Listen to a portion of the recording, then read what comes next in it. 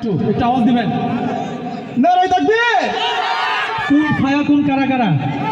নারাই তাকবীর। তার মানে কুন ফায়াকুন গাইলে এগুলো সব বাসা যায় ঘুমাবে। এরপরে অনুষ্ঠান আমার দেখাইতে হবে না।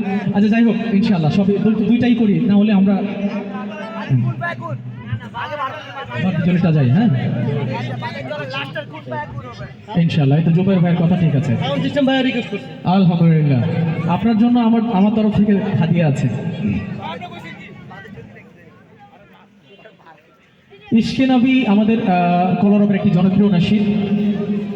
আমরা একটু মুখটুকু আপনাদেরকে নিয়ে গাইতে চাই, এরপরে ভার্দজনী এবং কুন ফায়াকুন না করে তার উঠবো না।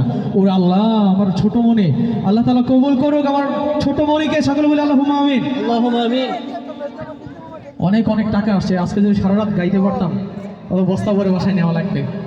যাই হোক, আপনাদেরকে আবারও ধন্যবাদ জানাই। আপনারা বিশেষ করে আমার আব্বাজান আছেন, আমার শ্বশুর আব্বা আছেন, সেই সাথে আপনাদের এই যে আমার যে তরুণ তোমাদের ভাবি আছে পিছনে, আমার আম্মাজান আছে, সেই সাথে অনেকেই আছেন আমার মুরব্বীরা, এলাকার অনেক মুরব্বীরা আছেন। আপনাদের অনেক অনেক ধন্যবাদ জানাই যে এত কষ্ট করে এত সময় ব্যয় করে, আপনাদের অনেক মূল্যবান সময়, আপনাদের এক মিনিট অনেক দাম, এরপরেও আপনারা এসছেন, আপনাদেরকে ধন্যবাদ জানাই।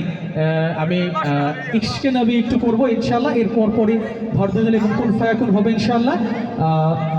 ততক্ষণ পর্যন্ত আপনারা থাকবেন। এরপরে একটা অসম্ভব সুন্দর, ওই যে একটু আগে দেখছেন না, খাসকাটা আলকাটা বেলকাটা তালকাটা, ওই লোক আবার একটু উঠবে এবং আপনাদেরকে আবার আপনারা নাটক দেখতে রাজি আছেন তো? এবং কলরবের শিল্পী আপনারা অনেকেই চিনবেন তাকে। একটা গান আছে, আমি যে তোমার বান্দা প্রভু, তুমি যে আমার মালিক খোদা। সেই শিল্পী, কলরবের শিল্পী শাফিন আহমেদ, তিনি আসবেন, তিনি দু তিনটা গাবেন। তিনি এসে পড়ছেন, ও চলে আসছে। আচ্ছা আলহামদুলিল্লাহ। প্রিয় শাফিন ভাই অলরেডি চলে আসছেন। অনেক অনেক ব্যস্ত তারা, কলরবের শিল্পীরা, আপনারা জানেন।